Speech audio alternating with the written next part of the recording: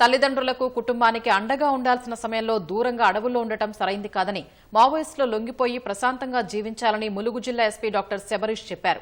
లొంగిపోయిన మావోయిస్టుల్ని అన్ని రకాలుగా అండగా ఉంటామని చెప్పారు. గోవిందరావుపేట మండలం ముద్దులగూడెం, కాల్వపల్లి గ్రామాల్లోని మావోయిస్టులు ఆజాద్ దామోదర్ కుటుంబ సభ్యులను ఎస్పీ కలిశారు. వారి ఆరోగ్య ఆర్థిక పరిస్థితుల్ని అడిగి తెలుసుకున్నారు. మావోయిస్టులుగా పనిచేస్తున్న వారిని లొంగిపోవాలని చెప్పాలని కుటుంబ సభ్యులకు సూచించారు. తద్వారా ప్రభుత్వం అందించే రివార్డు, ఇతర సౌకర్యాలు కల్పించే బాధ్యత తీసుకుంటారని ఎస్పీ చెప్పారు. చాలా మంది 103 మెంబర్స్ లో వేరే వేరే డిస్ట్రిక్ట్ లో ఉన్న వేరే ప్లేసెస్ లో ఉన్నారు. వారి ఆరోగ్యం పరిస్థితి అసలే బాగాలేదు. వాళ్ళందరికీ తెలంగాణ పోలీస్ నుంచి ఒకటే అపీల్, సరెండర్ అవ్వండి.